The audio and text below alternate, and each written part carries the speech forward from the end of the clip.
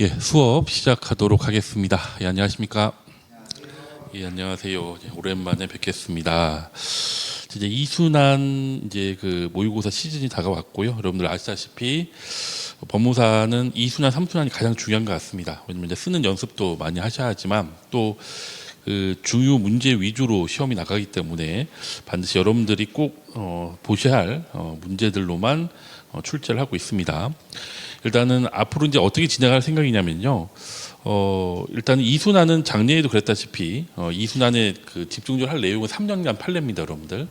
최근 출제 경향도 계속 3년간 판례에서 계속 나오고 있기 때문에 3년간 판례를 이순환에서 집중적으로 공부를 할 거고요. 약간 3년간 판례 개수가 약 100개가 좀 안 됩니다, 여러분들. 보통 1년에 한 30개 정도의 소송법 판례가 나오기 때문에 그 100개 정도가 좀 안 되는 판례를 이번에 9일 동안 다 볼 겁니다. 일단 보고 그 다음에는 저희 모의고사 같은 경우에는 저는 이제 그 판례로 다 냅니다. 저는 판례로 다 내고 저는 이제 출제 경에 맞춰서 판례를 그대로 문제로 냅니다. 여러분들 아시겠지만 문제를 그대로 내고 그리고 제가 또 이제 그 1순환 제가 매순환 이제 예비순환도 그렇고 1순환도 그렇고 뭐 2순환, 3순환 항상 그 핵심 암기 자료를 다 나눠드려요. 그리고 핵심 암기 자료는 제가 항상 고칩니다, 여러분들. 매 순환마다 그대로 여러분들 그냥 뭐 전에 썼던 거 그대로 뭐 나눠주고 그러지 않거든요. 계속 제가 업그레이드 시켜가지고 빠진 거 있는지 보고 수정할 거 수정한 다음에 다시 나눠드리고요. 이번에 이순환에서도 핵심 암기 자료 다시 수정할 거 수정하고 해서 편집한 자료가 있습니다. 그래서 이것도 지금 우리가 진도가 오늘부터 재판이잖아요. 그래서 재판부터 해서 재판하고 그다음에 월요일, 화요일 날 항소, 상고, 재심, 그다음에 수요일, 목요일 날 뭐 증거, 그다음에 마지막에는 임의 수사 해서 지금 거꾸로 진도를 나가고 있습니다. 그래서 핵심 암기 자료도 그 순서대로 그리고 최신 판례 내용도 역시 그 순서대로 나눠 드릴 겁니다. 그래서 일단 핵심 암기 자료도 나눠 드릴 거고요. 그다음에 1순환 때 그 기출문제 관련돼서 한번 수업을 했었습니다. 그래서 혹시 1순환 때 제 강의를 듣지 못하신 분들은 또 필요할 수도 있어서 기출문제도 다시 한번 2번 2순환 때 다시 나눠드리지만 이건 수업을 하지 않습니다. 수업을 하기엔 저희가 시간이 많이 부족하기 때문에 이렇게 출제됐구나라는 정도로 해서 한번 살펴보시고 역시 기출문제도 전에 1순환 수업 자료를 바탕으로 해서 몇 가지 수정한 내용들이 있습니다. 그래서 크게 여러분들 그 배부될 자료는요. 일단은 당연히 시험 문제하고 해설, 그다음에 핵심 암기 자료, 그다음에 기출문제 유형, 그리고 3년간 판례 다 제공해 드릴 거고요. 다만 중요 기출 문제 유형은 수업을 하지 않고요. 여러분들이 한번 이렇게 있구나라고 해서 한번 꼭 보시고요. 예, 이미 1순환 때 했기 때문에 그렇습니다. 다만 이제 이 2순환 때는 일단 간단하게 그 문제에 대한 해설을 드리고 그리고 역시 3개년 판례 중심으로 수업을 한 다음에 좀 시간이 좀 여유가 있다 그러면 핵심 암기 자료를 가지고 보충을 하도록 하겠습니다. 수업 방식은 그렇게 하도록 할게요. 자, 그러면 자, 오늘 보신 모의고사 한번 간단하게 보고 3년간 판례 보도록 하겠습니다. 자, 오늘 본 모의고사 한번 보겠습니다. 좀 어려우실 수도 있을 것 같습니다. 최신 판례를 2가지인가 냈어요, 여러분들. 최신 판례를 2가지를 내가지고 26년도하고 2가지를 냈기 때문에 자, 보겠습니다. 자, 1문입니다, 여러분들. 1문은 이건 작년에도 한번 제가 이순환에 한번 출제했던 문제고요. 출제했던 취지는 뭐냐면 기판력과 관련돼서는 지금까지 기출문제 보시면 아시겠지만 한 4번인가 4번 정도 기출됐던 것 같고요. 그리고 마지막으로 기출됐던 게 2018년도인가요? 그 재심 관련돼 가지고 같이 묶어서 나온 적이 있었습니다. 상당히 어려운 판례였었죠, 예전에. 그래서 기판력도 다시 한번 여러분들이 그 확인해 볼 사항입니다. 이건 뭐 다시 기출이 된다 하더라도 뭐 누가 뭐라고 할 수 없습니다. 그만큼 중요한 판례이기 때문에 이건 반드시 여러분들이 정리를 해 놓으셔야 할 내용입니다. 그래서 기판력 관련돼서 문제를 출제했습니다. 자, 보겠습니다. 대전지방검찰청 공주지청 검사는 2012년 6월 4일 피고인 갑을 다음과 같은 죄명과 공사실로 대전지방법원 공주지원이 기소하였고 같은 법원 단독판사 그 사건을 심리했습니다. 자, 죄명을 보시면 특가법 절도고요. 공사실의 요지는 갑은 상습으로 자, 범행 일치가 언제예요? 2012년 5월 1일 날 체크하셔야죠. 2011년 5월 1일 날 피해자 A 소유인 자동차 한 대를 절취했습니다. 그런데 피고인 갑은 법정에서 자신이 언제죠? 2012년 5월 24일 대전지방법원에서, 자, 2012년 5월 24일에 체크 하나 하시고요. 절도죄로 징역 1년에 집행유 2년을 선고받아 그 판결이 2012년 6월 1일 날 확정됐대요. 그러면서 이 판결이 확정된 위 절도 범죄와 이번에 기소된 이 사건 절도 범행은 모두 죄송합니다. 피고인 갑이 가진 절도의 습벽이 발현된 결과이므로 위 확정 판결의 기판력은 이 사건에도 미친다고 주장하고 있습니다. 그래서 법원이 심리한 결과 피고인 갑에게는 절도의 상습성이 있다고 인정이 되고요. 두 개의 절도 범행은 모두 피고인이 가진 절도 습벽이 발현된 결과로 인정이 되었습니다. 여러분들. 자, 그러면 볼게요. 그럼 기판력이 나오면 여러분들 딱 목차 머릿속에서 딱 정리가 돼야 돼요. 그렇죠, 여러분들? 일단 이 사건은 A 사건, B 사건으로 나눠볼게요, 여러분들. 지금 A 사건 같은 경우에 지금 공소장 기재된 겁니다. 5월 1일자 사건이에요. 그리고 B 사건은 확정된 사건이에요, 여러분들. 확정된 사건인데, 자, 2012년 5월 24일 이날 선고됐고요. 확정은 언제 됐어요? 6월 1일이에요. 지금 피고인이 주장하는 건 이래요, 여러분들. 자, B에 대한 기판력이 어디에 미친다? A에 미친다. 그렇죠? B에 대한 기판력이 A에 미치기 때문에 A에 대해서 뭘 해야 한다? 면소 판결을 해야 한다 주장하는 거죠. 그렇죠? 왜요? A와 B 관계는 포괄일조 관계이기 때문에. 이게 피고인의 주장입니다.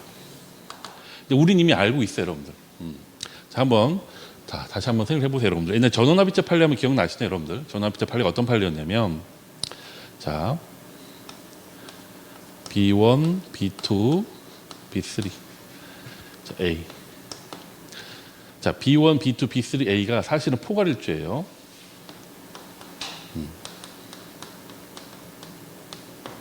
상습 사기죠. 사실은. 뭐 사기라고 할게요. 포괄일조에. 근데 A만 발견이 돼서 A가 확정 판결을 먼저 받았습니다. A는 단순 사기죠. 상습이 아니었고요. 근데 나중에 어떻게 됐어요? 나중에 B1, B2, B3가 발견이 돼서 언제? 그렇죠. 이때 기소가 된 거죠. 그러니까 피고인이 어떤 주장했을까요? 그렇죠. 이거 B1, B2, B3는 뭐다? 모두 포괄일조 한계죠. 다시 말하면 이미 A가 기소가 됐을 때 기소의 효력은 어디 다 미쳤어요? 이미 B1, B2, B3 이미 효력은 다 미친 거예요. 그렇죠? 공소의 효력이. 근데 나중에 A가 확정 판결을 받았으면 당연히 뭐예요? 공사의 동일성이 인정이 되니까 기판력이 다 미친다로 주장한 거죠. 피고인은. 근데 여기 대해서 이번에 전원합의체 판결이 예전이지만 여기서 받아들였다, 받아들이지 않았다, 받아들이지 않았다는 거죠. 즉 대법원 전원합의체 판결에서는 원칙적으로 따지면 포괄일제 같은 경우에는 공사시 동일성이 인정되기 때문에 그렇죠? A에 대한 확정 판결의 효력이 B1, B2, B3에 미치는 게 맞다. 하지만 이제 바꾸겠다는 얘기예요. 왜 그러냐면 상습 사기로 확정 판결 받은 게 아니라고 한다면 단순 사기로 받았다고 한다면 확정 판결의 그 효력이 기판력이 미친다, 미치지 않는다, 미치지 않는다. 즉 판례는 상습 사기로 확정 판결을 받아야 기판력이 미치고 상습 사기가 아니고 단순 사기라고 한다면 기판력이 미치지 않는다고 보는 거예요. 왜 그러냐면 만약에 단순 사기임에도 기판력이 미치기 본다면 B1, B2, B3는 영원히 처벌받지 못하죠. 그러니까 처벌의 흠결이 있다 보니까 안 된다는 보는 거죠, 여러분들. 그래서 이것도 똑같습니다, 여러분들. 이 판례도 똑같죠. 자, 결론적으로는 이 판례 결론은 알고 있어요. 우리가 결론을 일단 알고 있어요. 결론은 B에 대한 확정 판결이 단순 사기예요? 아니면 여기서 단순 사기가 아니라 단순 절도죠? 네, 단순 절도죠. 단순 절도면 기판력이 미쳐요, 안 미쳐요, 여러분들? 안 미치죠, 맞아, 안 미쳐요. 기판력이 안 미친다는 얘기는 뭐 한다는 얘기죠? 실제 판결을 해야 한다는 얘기죠. 만약 기판력이 미치면 어떤 판결해야죠? 면소 판결해야 하는 거죠. 그렇죠? 이제 문제는 우리 결론을 알고 있잖아요. 결론은 알고 있어요. 근데 문제는 이게 답안지에 나오면 어떻게 구성을 해서 써야 할까에 대한 고민을 해보셔야 하는 거예요. 그렇죠? 그러면 자 일단 기판력이 나오면 여러분 기본적으로 딱 기본적인 기판력 의 써주셔야죠. 기판력 또는 뭐라고 하죠? 다른 말로 일사부재리. 의 써주셔야 돼요. 첫 번째. 그렇죠? 의 써주실 때 가장 중요한 게 뭐죠, 여러분들? 기판력이 발생하는 재판이 어떤 재판이죠? 여러분 판결이요. 유죄 판결, 또 무죄 판결, 그렇죠? 또 면소 판결, 그렇죠? 그렇죠. 그 세 가지. 그리고 기판력이라는 게 뭘 전제로 하는 거죠? 판결 확정이죠. 확정을 전제로 해서 뭐다? 만약 다시 기소가 됐을 때 심리하거나 판단하지 않는다는 거죠, 그렇죠? 의 써주시고 두 번째 써주실 게 뭐죠, 여러분들? 그렇죠? 기판력의 주관적 범위.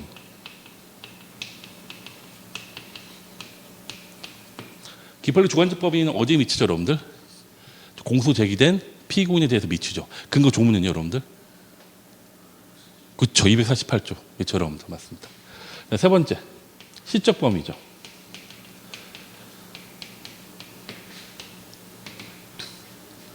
자, 시적 범위라는 게 여러분들 기판력이 과연 여기서 보시면 이 사안에서 보시면 항상 시험에 나오지만 5월 24일 선고 시점을 기준으로 발생하느냐, 6월 1일 확정된 날 기준으로 발생하느냐, 둘 중에 어느 거죠? 그렇죠, 선고 시점이죠. 그렇죠. 왜 그럴까요? 사실심 심리가 가능한 게 그렇죠, 선고 가능한 거고, 다시 말하면 형사재판 과정 판결 선고일 앞두더라도 변론 제기 가능하잖아요. 그렇죠? 변론 제기하면 다시 심리할 수 있기 때문에 사실심 선고가 사실심 심리가 가능한 판결 선고시를 기준으로 한다. 이거 하나는 조심하시고. 그럼 약식 같은 건 어떻게 되죠, 여러분? 약식 명령 같은 경우에는 약식 명령 발령시, 그렇죠? 약식 명령 발령시. 이렇게 쓰는 문제 없죠. 네 번째 뭐죠, 여러분들? 그렇죠? 객관적 범위.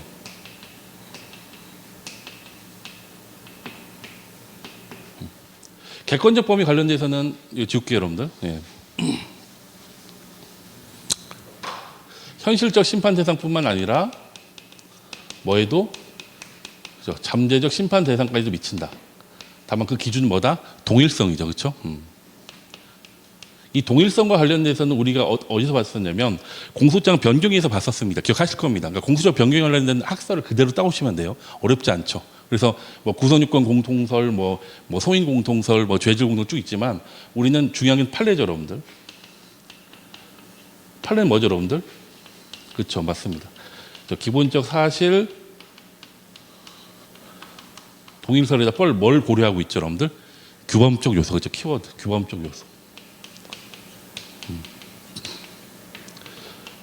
이거 써주시면서 동시에 하나 더 써주시면 되겠죠. 그 작물 취득, 그쵸? 작물 취득 관련된 범죄 사실, 확정된 범죄 사실 이후에 추가로 공소 제기된 강도상해 관련돼서 판례는 규범적 요소를 고려해가지고 추가로 기소된 강도상해에 대해서 심리 판단한 바 있다라는 판례를 적어주시면 될 겁니다. 자, 결론적으로는 기판력 나오면 일단 이 목차만 딱 머릿속에 떠오르시면 다 쓰실 수 있을 거예요. 큰 문제가 되지 않고. 자. 포괄일제 관련해서 다시 한번 좀 반복 좀 할게요, 여러분들. 기판력 어려워하시니까.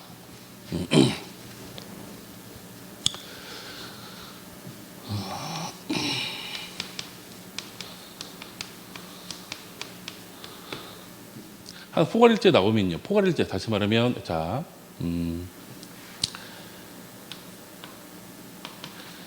A가 지금 재판 중이에요. A 죄가 재판 중인데 검사가 B 죄를 추가 기소, 자, B 죄를 공소장 변경으로 뭐 한다? 추가합니다. 만약에 추가했어요. 근데 알고 보니까 이 중간에 C라는 죄가 확정 판결이 있었던 거죠. 자, 이랬을 때 여러분들, 자, 이걸 나눠보자는 거죠. C가 동종이냐 또는 이종이냐에 따라 나눠질 수 있다는 얘기예요. 자, 보겠습니다. 만약 C가 동종이면요,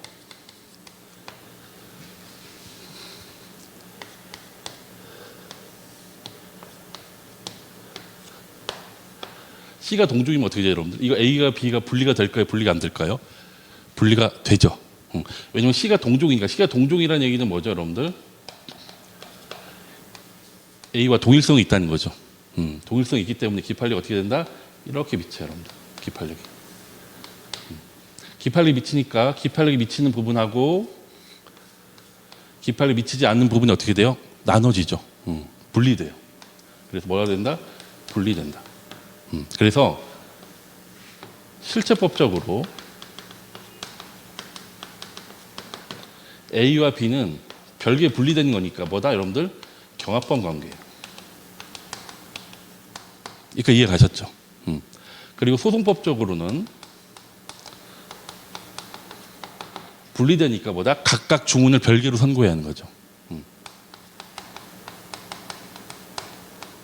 각각 주문을 별개로 선고한다는 건 뭐냐면 일단 A에 대해서는 동종이니까 기팔력이 미치죠. 그럼 A에 대해서 뭘로? 면소. 그렇죠. B에 대해서는 따로 뭐 판결하면 되겠죠. 예. 뭐 실제 판결하든 그때 봐가지고. 이 첫 번째 내용이고요, 여러분들. 두 번째로는 이종인 경우.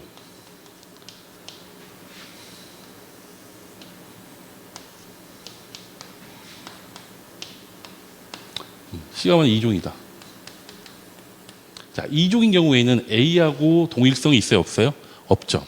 없고 다만 C는 이종으로 그 자체로서의 기팔력은 발생하겠죠. C 자체로의 기팔력은 발생해요. 발생하지만 A에 대한 기팔력이 발생하는 건 아니죠. 그렇다고 한다면 분리가 돼야 안 돼요? 분리가 안 돼요. 분리가 안 되니까 A와 B는 뭐예요? 전체가 포괄일체였잖아요. 그렇죠? 끊어지지 않아요. 포괄일체예요.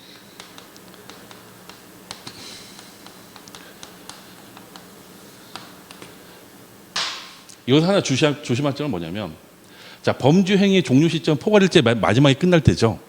그렇죠? 이때 범죄 행위 종료 시점이에요. 그러면 자, 한번 보세요. 자, C죄와 이 A, B 하나로 합쳐진 거, 이건 지금 사후적 경합범 관계에 있나요? 아니면 그렇지 않을까요? 그러니까 사후적 경합범이라는 게 뭐라고 했냐면 확정 판결 전에 범한 죄.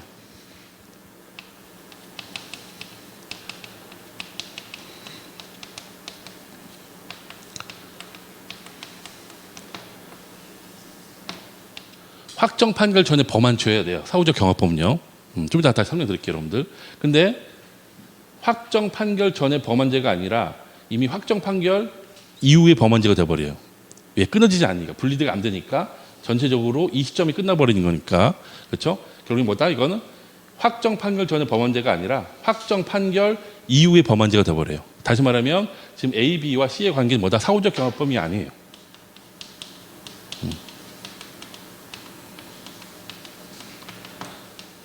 사후적 경합범이 뭐냐면 이런 거예요, 여러분들. 원래는 뭐죠, 여러분들? A와 B가 순서대로, 시간 순서대로 죄를 범했으면 원래는 뭐다? 같이 재판받아야 하는 거죠. 같이 재판받아서 형이 한 개가 선고되는 게 원칙이에요. 그렇죠? 이게 뭐라고 한다? 동시적 경합범이라고 하죠.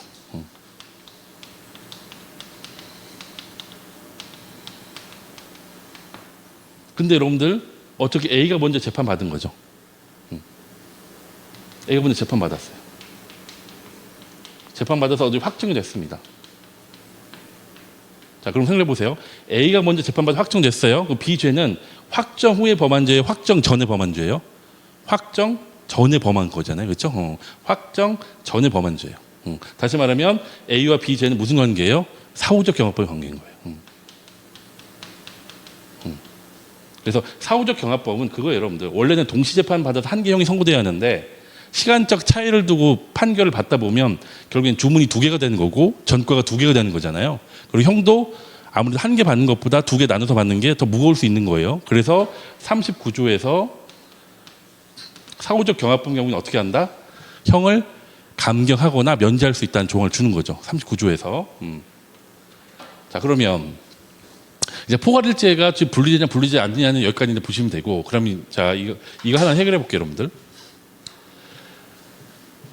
자, 여기서 이 죄에서요. 자, C가 동종이라고 해볼게요, 여러분들. C가 동종이에요. C가 동종이라고 아까 제가 뭐라고 말씀드렸죠?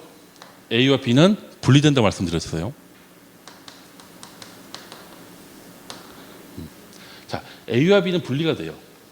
분리가 되는데 검사는 여러분들 이 비죄를 어떻게 기소한 거죠? 공소장 변경으로서의 추가를 한 거예요. 잘 생각해 보세요. 자, 공소장 변경 추가를 한 게 적법해요, 적법하지 않아요? 그걸 따져보셔야 돼요. 자, 분리가 됐습니다. C가 동종이기 때문에 분리가 됐어요. 근데 검사는 비죄를 어떻게 했다? 공소장 변경으로서 추가를 했습니다. 자, 공소장 변경이 되려면 뭐가 필요하죠? 동일성 맞아요. 동일성이 필요한 거예요. 근데 분리됐다고 했잖아요. 그럼 분리됐다고 하면 A, B 사이엔 동일성이 있어요, 없어요? 없는 거죠. 없기 때문에 검사는 이걸 공소장 변경으로 추가하면 돼요, 안 돼요? 안 되는 거죠. 그냥 단순히 뭐예요? 추가 기소하면 돼요. 독자 별개로. 별개로 그냥 공소장 변경이 가지 않고 독자적으로 기소하면 된다는 얘기예요. 독립적으로. 공소장 변경 형식으로 하면 된다, 안 된다? 안 된다는 얘기죠. 그래서 이 부분 조심하시면 되고. 그리고 그런 경우로 여기서는 지금 하나 더 추가하면 어떤 거죠, 여러분들? 원래는 동종의 경우에는 분리가 되는 거지만 가장 중요한 우리 지금 오늘 푼 문제죠. 상습범의 경우에는 이 동종의 판결이 어떤 판결이 한다? 상습죠. 그죠? 상습범의 경우, 상습범이 포괄일죄죠. 상습범의 포괄 일죄의 경우에는 그죠? 확정 판결이 상습범으로 처벌받을 것을 요한다. 이것만 정리하면 되는 거죠. 일단 여러분들은 포괄일죄 나오면 이게 왜 분리가 되고 분리가 안 되는지 일단 이 부분을 좀 이해를 좀 하시고, 그 다음에 가장 중요한 점 목차죠, 여러분들. 목차 쓰는 데 있어서 어떻게 써야 하는지 구분하시면 됩니다, 여러분들. 자, 볼게요. 자, 보시면 자 1번 보시면 기판력의 표준시입니다. 자, 표준시 관련돼서는 첫 번째 줄 끝에 변론의 재개 부분 키워드 한 체크하시고요. 그래서 두 번째 줄 사실 심리가 가능한 최후의 시점이 사실심 판결 선고시를 표준으로 한다. 그 다음 기판력 물적 범위죠, 여러분들. 관련돼서는 현실적 심판 대상뿐만 아니라 잠재적 심판 대상 원칙이다 해서 이거는 이 첫 번째 달, 두 번째 달 다 암기되시셔야 합니다, 여러분들. 그 학설은 내용 쓰실 필요 없어요. 사실 이거 학설도 그 학설 이름만 지금 썼는데 그 학설의 이름으로 그 내용을 알 수 있는 것들은 학설 이름만 써도 됩니다, 여러분들. 그리고 우리는 기본적으로 그죠, 학설 쓰지 않습니다, 여러분들. 판례만 쓰는 거기 때문에. 다만 이제 여기서는 이게 이제 기본적으로 이제 중요하다 보니까 넣은 거고요. 여러분들은 만약 시간도 없다 그러면 판례만 써도 상관없습니다, 아시겠죠?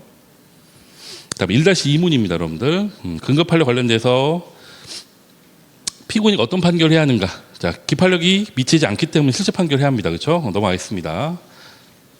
포괄일죄 관련돼서 포괄일죄 기판력. 자, 만약 포괄일죄 기판력이 나오면 이처럼 포괄일죄 개념을 좀 써주시고요. 2페이지에 그래서 기본적인 내용. 그러니까 2페이지 맨 위에 있는 내용은 그러니까 원칙적인 거죠, 여러분들. 읽어볼게요. 포괄일죄는 수개의 행위가 포괄적으로 한 개 구성 요건에 해당하여 일죄를 구성하는 경우로서 그 보호법익도 동일하므로 포괄일죄 일부에 대해 유죄 판결이 확정된 경우에 기판력은 그 확정 판결이 사실심 판결 선고 전에 행한 나머지 행위에 대해서 미치게 된다. 따라서 면소 판결하여야 한다. 이게 원칙이에요, 그렇죠? 이 원칙을 써주시고, 그렇지만 다만 반거로 2번이죠. 상습범에 대한 기판력 제한, 제목을 그렇게 다루시고, 다만 판례는 뭐라고 해요? 상습범의 포괄일죄에 있어서 확정 판결이 상습범이 아닌 기본적 구성 요건의 범죄로 확정되었다면 확정 판결에서 상습성이 판단되는 것이 아니기 때문에 그 사실심 판결 선고 전의 행위에 대해 기판력이 미치지 않는다. 거기까지. 여기까지만 확실히 써주시면 됩니다, 여러분들. 나머지 뒤에 부분도 암기해서 써주시면 좋겠지만 일단 거기까지만 확실히 써주시면 됩니다.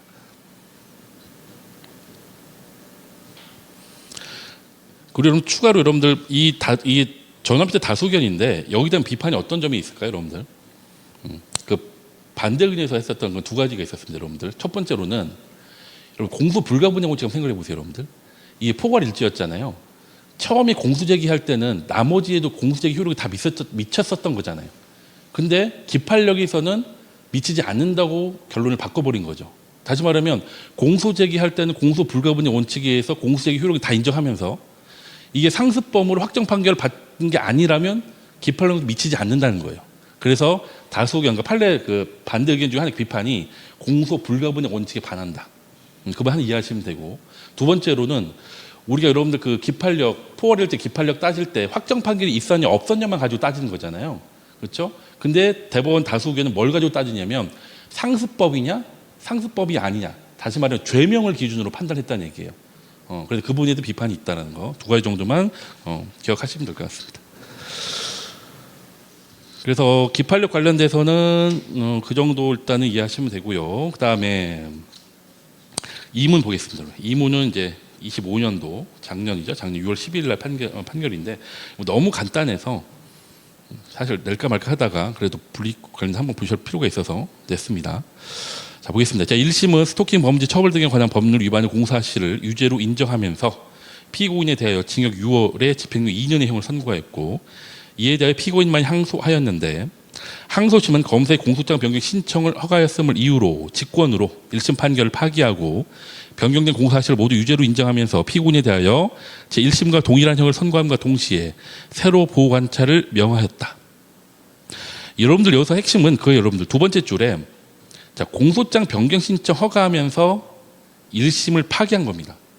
일단은 이 판결의 그 쟁점 중에 하나가. 두 번째가 뭐냐면 마지막 네 번째 줄에 새로 보호관찰을 명한 거죠, 여러분들. 그래서 이걸 일단은 그 항소심 판결에서는 어차피 1심 판결을 파기하고 다시 한 거기 때문에 불이익 변경 관련돼서는 아니다로 봤어요. 근데 대법원은 아니다입니다. 대법원은 그렇지 않다. 그래서 자 볼게요, 여러분들. 자 보시면 항소심 판결은 유효파도 맞습니다. 일단은 여러분들 보호관찰 하나 들어갔으니까 이 보호관찰 새로 들어간 것도 뭘로 본다, 여러분들? 불이익 변경으로 본다는 거고, 설사 직권으로 1심 판결을 파기했다 하더라도 역시 여전히 불이익 변경 금지 원칙이 적용된다는 거 두 가지만 기억하시면 돼요. 자, 근거 법률 및 법리 보겠습니다. 자, 번호를 제가 안 달았는데 일단 그 근거 법률 및 법리 반가로 1번에서요. 첫 번째 줄, 두 번째 줄 동그라미 일로 하세요, 여러분들. 그 의입니다. 1. 불이익 변경 금지 원칙이란 피고인만이 상소한 사건과 피고인을 위해 상소한 사건에 대하여 상소심은 원심 판결의 형보다 중한형을 선고하지 못한다는 원칙을 말한다 해서 동그라미를 해주시고, 거기 보면 조문이 두 개가 들어가 있어요, 여러분들. 하나가 항소심하고 하나 상고심 관련 조문입니다. 그 조문 체크하시고 여러분 두 가지 다 쓰시는 게 좋고요. 368조와 396조 2항입니다. 그 다음에 2번입니다. 동그라미 2. 기준입니다. 불이익 변경 금지 원칙 위반 여부는 전체적 실질적으로 고찰하여 판단하여야 한다. 만약 시간이 없으면 이 첫 문장만이라도 써주세요, 여러분들. 첫 문장 반드시 써줘야 할 내용이에요. 전체적 실질적 고찰사례라고 합니다. 그래서 그거 써주시고, 그 다음에 보시면 이에 따라 선고된 형이 피고인에게 불이익하게 변경된지 여부는 일단 형법상 형의 종류와 경중을 기준으로 하고, 그래서 조문은 뭘 써주고 있죠, 여러분들? 형법 41조와 50조 체크하시고요.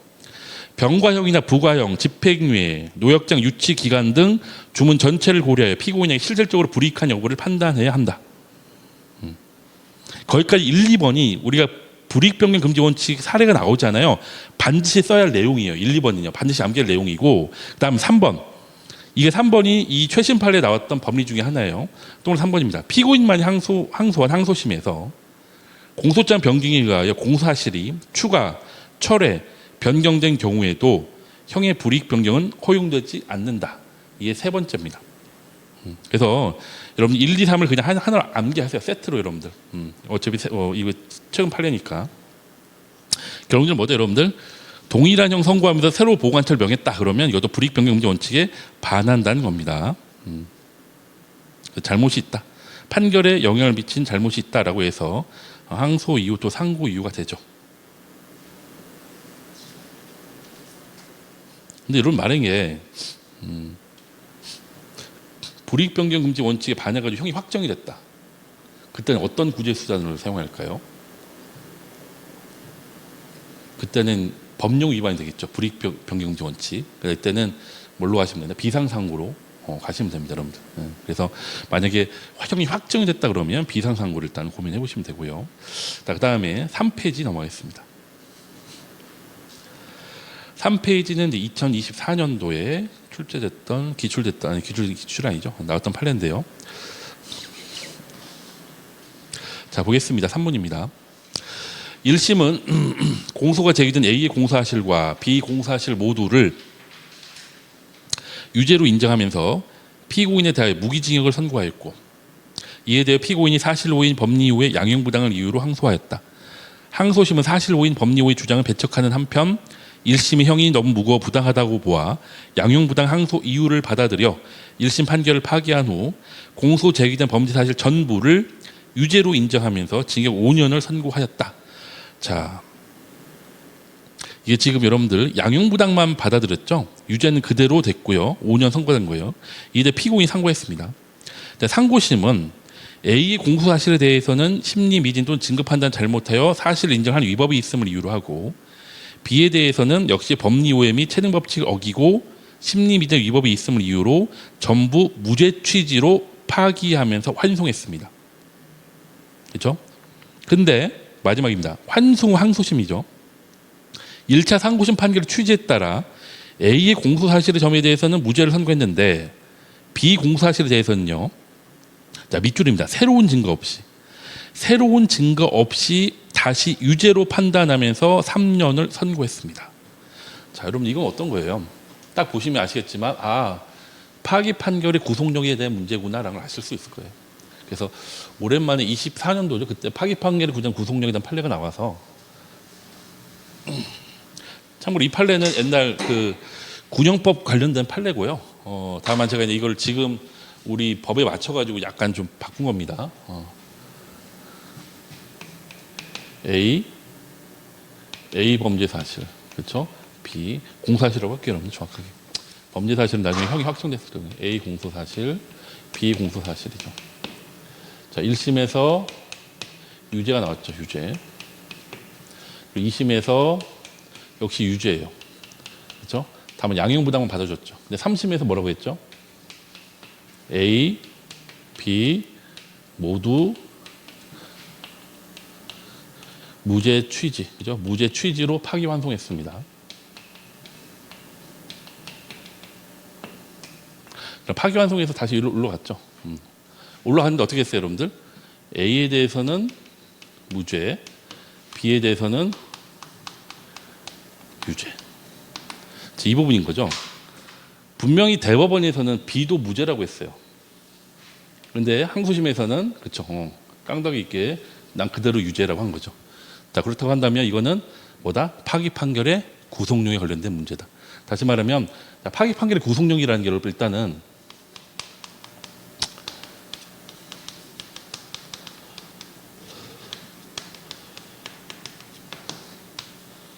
심급제도, 그죠? 심급제도 때문에 그런 거죠, 여러분들. 우리가 심급제도가 있는 이유가 뭐냐면, 일단 1심, 2심, 3심에서 3번 재판받는 것도 있겠지만, 그죠? 법령 적용 통일성을 위한 거죠, 여러분들. 근데 참고로 파기 판결 구속력이 나오면 가장 조심하셔야 할 점이 근거 조문이에요, 여러분들. 형사소송법에 있어요, 없어요? 없죠. 법원 조직법, 그렇죠? 법원 조직법 8조 끌 겁니다, 아마. 그래서 이거는 파기판결 구속력을 일단 근거 조문 찾는 거 일단은 정확하게 일단은 체크하시고, 파기판결 구속력 관련돼서는 뭐 어렵지 않습니다, 여러분들. 다만 이제 파기판결 구속력이라는 게 뭐다, 여러분들? 신급제도의 이익을 위한 건데 결국 뭐다? 3심에서 파기한 거에 대한 뭐다? 구속력이 어디에 미친다?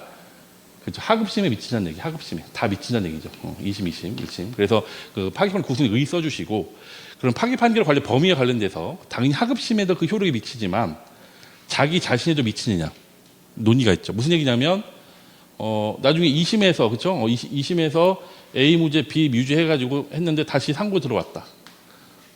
상고 들어왔으면 자기가 본인이 A, B 모두 무죄 취지했었다고 한다면 이것도 다시 깨트려야 할 거 아니에요, 그렇죠? 근데 그렇지 않으면 안 된다 이거죠. 그래서 3급심 판결도 자기 자신에 대한 기속력이 인정된다는 얘기죠. 다만 우리 그걸 알고 있습니다. 3급심 판결이라도 3급심 판결이라도 기속력이 인정되지 않는 경우가 뭐가 있죠?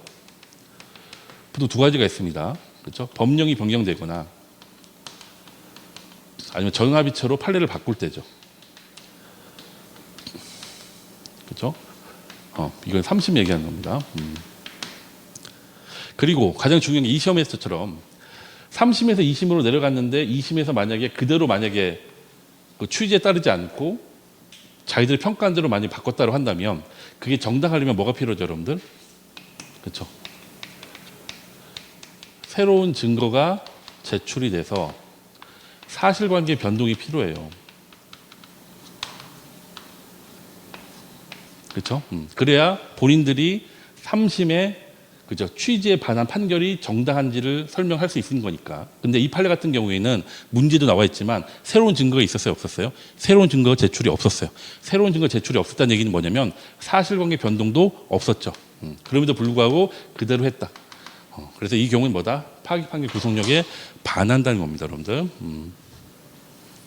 사실은 한 번 더 왔다 갔다 했어요.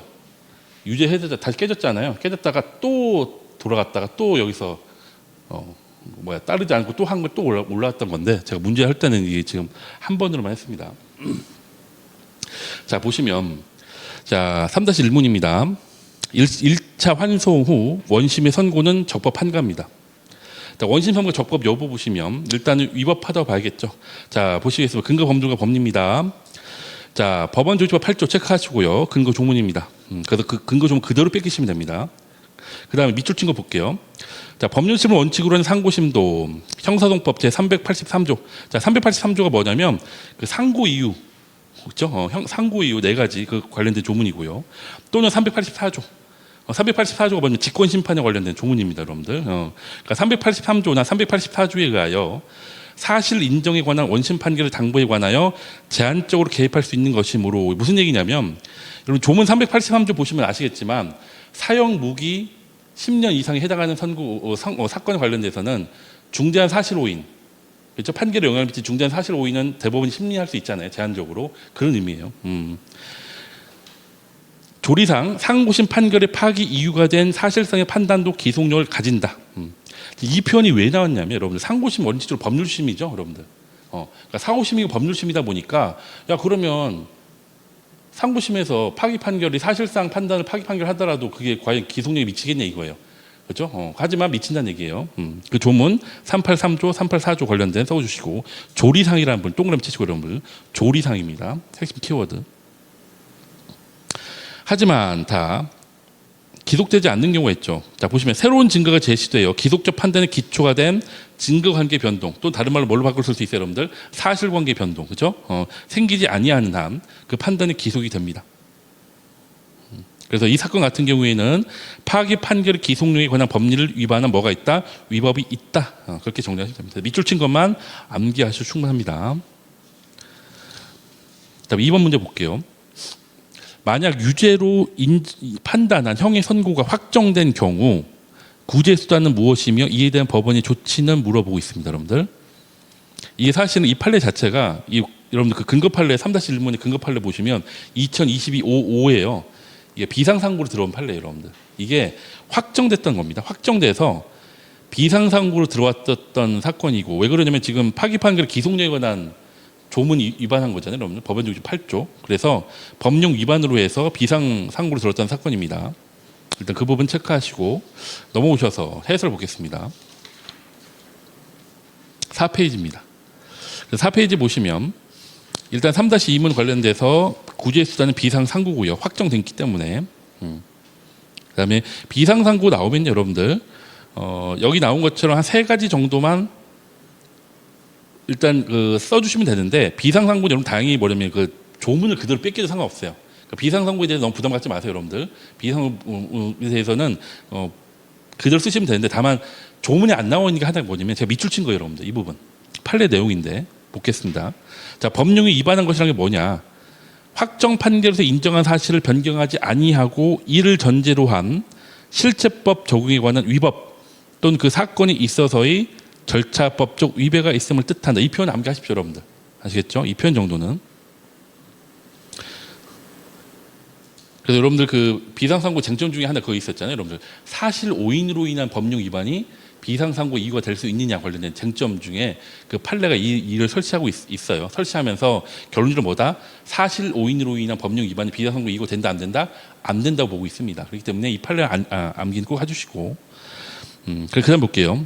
결론적으로 뭐다? 파기 판결의 구속력을 위반한 위법은 어떤 위반이다? 판결의 법령 위반입니다. 그래서 원판결이 피고인에 불리하기 때문에 원판결을 파기하고요. 다시 판결을 하게 됩니다. 이 절차 판결 절차의 법령 위반 같은 경우는 그냥 절차를 파기함에 족합니다.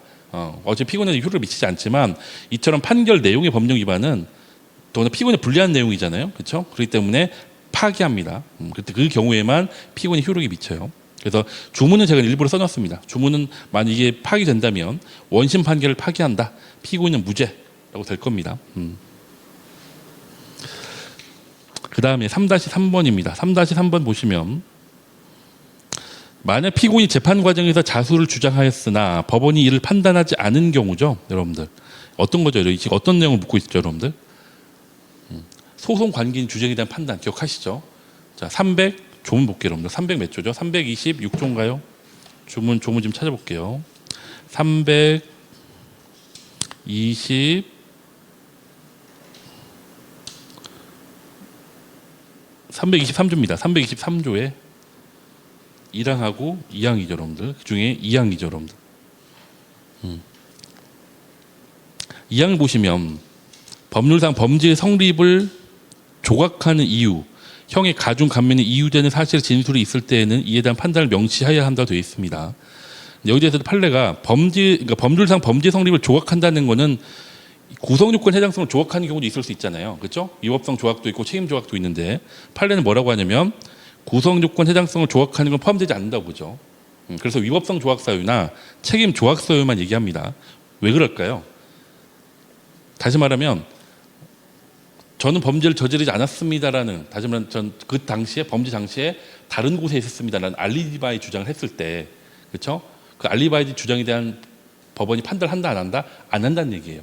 그럼 알리바이 주장을 했을 때 왜 법원이 판단 안 하냐면 만약에 유죄로 인정됐을 경우라고 한다면 이미 유죄로 거기에 대한 답변이 충분히 이루어졌다 보는 거예요. 그렇기 때문에 범죄 구성 요건에 대해서는 판단하지 않는다. 다만 위법성 조각 사유나 책임 조각 사유에 대해서는 뭐다? 판단을 해준다는 얘기입니다. 그분 체크하시면서 그러면 여기서 형의 가중 감면에 이유되는 사실의 진술이 뭐냐? 판례가 뭐라고 하냐면 필요적 감면의 경우에 해당한다고 보죠. 근데 자수는 여러분들 필요적이에요, 임의적이에요? 임의적이죠, 임의적이에요. 그러니까 임의적이기 때문에 법원의 재량이죠. 그래서 근거 보겠습니다. 해서 볼게요. 일단 323조 2항 조문 꼭 적시해주면서 쓰시고, 그래서 형의 가중 감면에 이유되는 사실이란 뭐다? 형의 필요적 가중을 얘기한다는 거 체크하시면서 자수 근거 조문 형법 52조 1항 빼놓으시면 안 됩니다, 여러분들. 형법 52조 1항에 의하면 자수는 뭐다? 형의 감면이 법원의 재량에 맡겨져 있다. 형법 52조 1항 체크하시고 법원의 재량 체크하시고 여러분들. 그래서 명시하지 않았다 하더라도 적법하다는 얘기입니다, 여러분들. 퀴즈 한번 해볼게요, 여러분들. 만약 심신미약 주장을 했다, 여러분들. 만약에 심신미약 주장은 어떨까요? 근데 판단하지 않았습니다. 이것도 판단하지 않아도 적법할까요? 적법하죠, 그렇죠? 심신미약이 예전에는 필요적이었다가 지금 임의적으로 바뀌었잖아요, 그렇죠? 그래서 심신미약 관련돼서도 임의적입니다. 그래서 여러분 여기서는 두 가지만 암기하시면 돼요. 자수하고 심신미약은 지금 뭐다? 임의적인 사항이기 때문에 뭐다? 법원의 판단을 요하지 않는다. 다음 넘어가겠습니다. 4분입니다. 4문 5페이지. 최근 판례입니다. 26년 4월 3일자 판례입니다, 여러분들. 자, 1심은 2025년 9월 24일 피고인에 대한 이 사건 사기 공소사실 유죄로 인정하여 피고인을 벌금 1,000만 원, 1억 원인가요? 1,000만 원이죠. 1,000만 원을 처하는 판결을 선고했습니다. 자, 1심 판결에 대해서 피고인이 항소했는데요. 원심은 피고인이 소송기록 통지서를 적법하게 송달받고도 항소 이유서 제출 기한 내에 항소 이유서를 제출하지 않았고 항소장에도 항소 이유의 기재가 없으며 기록을 살펴보아도 직권조사 사유를 찾아볼 수 없다는 이유로 2026년 1월 5일 날 어떻게 했죠? 항소 기각 결정을 해버렸습니다. 참고로 이 사건 공소장에는 피고인이 2025년 4월 9일 대구지방법원 포항지원이죠. 포항지원에서 사기죄로 징역 1년을 선고받고 항소하여 현재 대구지방법원에서 항소심 계속 중에 있다고 기재되어 있다는 얘기예요. 이 사건 1심이 채택하여 조사한 증거에는 위 대구지방법원 포항지원 사건의 판결과 그 항소심 사건의 일반 내용 및 진행 내용이 포함되어 있습니다. 그러니까 여기까지 보시면 여러분들 뭘 알 수 있냐면 지금 포항지원에서 별건의 사기죄가 재판이 진행 중이라는 거죠. 그렇죠? 일단 그것까지 알고 있다는 거고, 그 다음에 보면 이와 같은 공소장 기재와 증거 기재에 의하면 피고인이 대구지방법원 포항지원 사건에서 별건 사기죄로 2025년 4월 9일 징역 1년을 선고받았고 이 판결에 대하여 피고인 및 검사가 항소하여 항소심 계속 중인 사실을 알 수 있다는 겁니다. 자, 피고인은 별건 사기죄 항소심에서 2025년 8월 21일 징역 6개월 선고받아 상고하였으나 언제 확정됐죠? 2025년 11월 7일 상고를 취하여 같은 날 위 항소심 판결이 그대로 확정되었습니다. 그러니까 판례를 알지 못하고 이거 문제 읽어보시면 상당히 어려워 느끼실 거예요. 또 날짜 나오고 막 별건 나오고 하니까. 이게 사후적 경합범위 또 나옵니다. 이 내용이. 자, 그래서 보시면 이런 거 여러분들. 자, 지금 별건이야. 별건 사기죄요.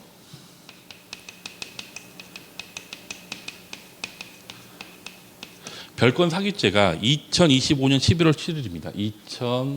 2025년 11월 7일 확정됐죠. 그리고 이 사건 사기죄는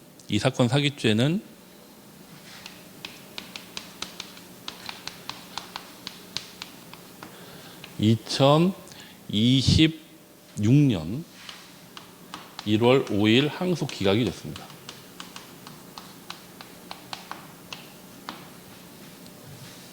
다시 말하면, 자, 여기서는 그리고 여러분들 지금 1심 선고는 언제 됐냐면 이 사건 사기죄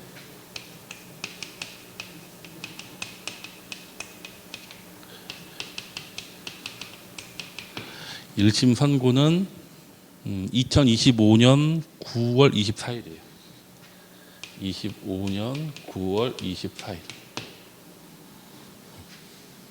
자, 그럼 여기서 보면 여기서 뭘 알 수 있냐면요, 여러분들. 그러니까 사실 실무적으로 사후적 경합범위 상당히 많이 문제돼요. 많이 나오고 사실은. 그래서 이 경우도 똑같습니다, 여러분들. 현재 지금 이 사건 사기죄가 재판 진행 중이고 별건으로도 사기죄가 이미 계속 진행되어 왔던 거예요. 검사가 그러면 별건 사기죄를 왜 공소장에 기재했냐면 이게 많이 확정돼 버리면 그렇죠? 사후적 경합범위 제가 뭐라고 했었냐면 확정 사건, 확정되기 전에 범한 죄. 그러니까 2025년 11월 7일 확정됐다고 한다면 지금 이 사건 사기죄는 분명히 2025년 11월 7일 전에 범한 죄죠. 분명히, 그렇죠? 그러니까 지금 재판받고 있는 거니까. 그러니까 확정 판결 전에 범한 죄. 다시 말하면 사후적 경합범위 되기 때문에 검사도 공소장에 이걸 적어놓은 거예요. 그래서 판사한테 알려주는 거죠. 판사님, 현재 별건이 진행 중인데 아직 확정은 안 됐어요. 확정은 안 됐고 1심 선고됐고 2심도 현재 진행 중입니다. 그러니까 나중에 언제 확정될지 몰라요. 만약에 확정이 되면 판사님께서 이거 사후적 경합범 고려해달라는 의미로 공소장에 넣은 거예요. 아직 검사도 공소장에 여기에 37조 후단하고 39조를 넣지 않았어요. 이 어떤 조항이냐면 사후적 경합범 근거 조문이거든요. 아직 넣지 않았어요. 나중에 이게 확정이 되면 그 재판부에서 이거 별건 진행됐던 거 확정됐네요. 그럼 이제 사후적 경합범위 되겠네요. 검사님 이거 조문 추가해 주시겠어요? 라고 얘기합니다. 그럼 이제 검사님이 알겠습니다 하면서 추가하면서 사후적 경합범, 다시 말하면 이 사건 사기죄에는 사후적 경합범이 되기 때문에 뭐가 적용이 된다? 39조가 적용돼서 임의적 감면이 가능한 거예요. 자, 그러면 볼게요. 자, 문제는 여기에요. 별건 사기죄가 확정된 건 언제죠? 1심 선고 후죠. 1심 선고 판사는 당연히 확정이 안 된 걸 전제로 판단할 수밖에 없어요. 그렇죠? 근데 문제는 그 다음이에요.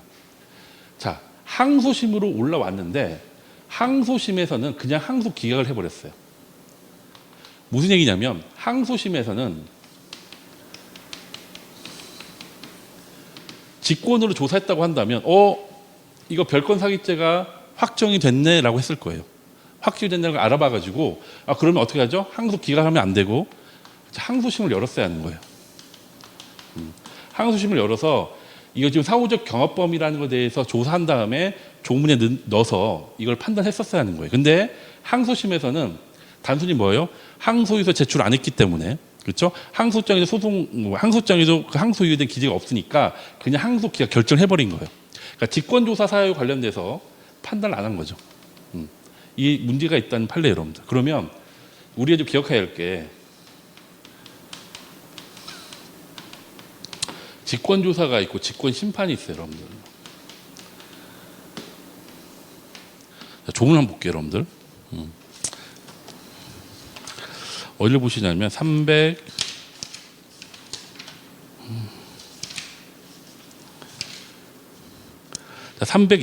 4하고요. 364조입니다.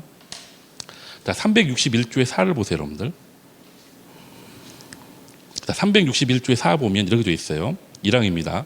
항소인이나 변호인이 전조 제1항 기간 내에 항소 이유서를 제출하지 아니한 때 결정을 항소를 기각합니다. 단 뭐로 되어 있죠? 직권조사 사유가 있거나 항소장에 항소 이유의 기재가 있는 때 예외로 한다 되어 있어요, 여러분들. 그러니까 지금 이 법원에서 뭘 잘못했냐면 항소에서 제출을 안 했습니다. 안 했으면 두 가지를 살펴봐야죠. 직권조사 사유가 있는지, 항소장에 항소 이유 기재가 있는지. 근데 항소장에 항소 이유 기재가 없다는 것만 판단하는 거예요. 다시 말해 직권조사 사유가 있다는 것을 판단을 못한 거죠. 지금 사후적 경합범이라는 걸, 그 부분이 잘못됐다는 거예요, 여러분들. 그리고 364조 잠깐 볼게요. 364조에 보면 1항입니다. 항소법원은 항소 이유에 포함된 사유에 관하여 심판하여야 한다 되어 있고요. 2항 보시면 항소법원은 판결에 영향을 미친 사유에 관하여는 항소 이유서에 포함되어 있지 아니한 경우에도 뭐래요? 직권으로 그죠? 심판할 수 있다. 이게 361조의 4가 직권조사 사유 관련된 거고요. 364조가 직권심판 사유 관련된 겁니다.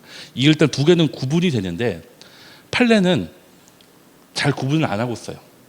그래서 이거 같은 경우에는 이렇게 판례 표현을 그냥 암기하시는 게 좋습니다, 여러분들. 그래서 좀 이따 판례 보시겠지만 직권조사 사유 같은 우리가 보통 이 민사에서 직권조사 사유는 소송요건 관련돼서 많이 하잖아요, 여러분들.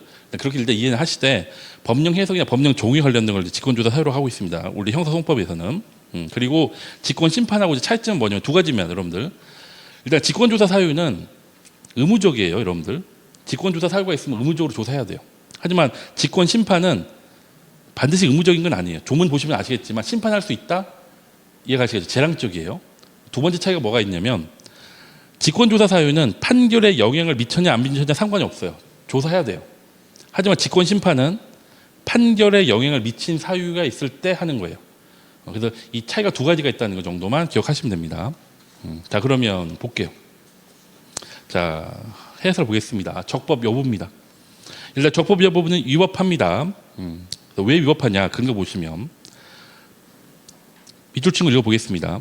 항소인이 항소 이유서를 그 제출 기간 내에 제출하지 아니한 경우에도 직권조사 사유가 있는 때에는 항소법원은 항소 기각 결정을 하여서는 아니 되고 직권으로 심리하여 법정에 항소 이유가 있다고 인정하는 때에는 원심 판결을 파기하여 하는 바. 여기서 직권조사 사유라 하면 뭐라고 되어 있어요, 여러분들? 법령 적용이나 법령 해석의 착오 여부 등 당사자가 주장하지 아니한 경우에도 법원이 직권으로 조사해야 할 사유를 말한다라고 되어 있습니다. 이 네 줄은요 꼭 암기하시고요. 그래서 이 사건 같은 경우에는 두 번째 달러 보시면 지금 어떤 관계 있다, 여러분들? 사후적 경합범 관계 있다는 얘기예요. 37조 후단의 경합범 관계 있기 때문에 39조 1항이 적용이 되고 39조 1항이 적용이 되면 임의적 감면이기 때문에 피고인에게 유리한 사항이죠, 여러분들.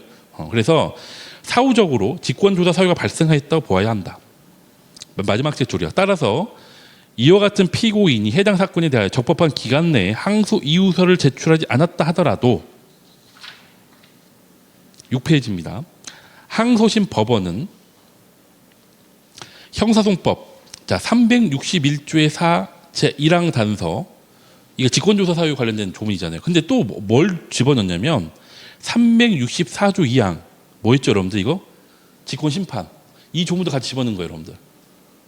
그러니까 일단은 판례는 그렇게 잘 뚜렷하게 구분하지 않는다. 그래서 사실 논문들이 몇 개 있어요. 사실은 판례가 뚜렷하게 구분하면 좋을 텐데 뚜렷하게 구분을 하지 않는다. 어쨌든 그래서 1심 판결을 파기하고 피고인에게 형법 37조 후단의 경합범에 관한 처벌례를 적용하여야 한다라는 거예요, 여러분들. 그래서 여러분들 조문을 여기도 조문을 두 개 다 썼잖아요. 직권조사 사유하고 직권심판하고. 그러니까 여러분들도 두 개를 다 쓰시고, 사실 직권조사 사유고 직권심판 사유고 좀 약간 지금 그 취지가, 그러니까 직권조사 사유 같은 경우에는 그 뭡니까, 재판의 적정이에요. 그러니까 다시 말하면 재판 절차 관련돼서 당연히 법원에서 일단 살펴봐야 하는 내용이지만 직권 심판 같은 경우에는 보통 피고인의 이익 때문에 피고인이 주장하지 못하는 사유도 있을 수 있잖아요. 그런 걸 고려해서 하는 게 직권 심판입니다, 여러분들. 취지는 다른데 법원 입장에서는 명확하게 구별을 잘 못하는 것 같습니다. 안 할 수도 있는 거고. 그래서 판례 표현을 그대로 암기하시는 게 좋을 것 같습니다. 그러면 일단 여기까지 하고 여러분들 10분 쉬었다가 판례 보도록 하겠습니다. 예, 여기서 끊도록 하겠습니다.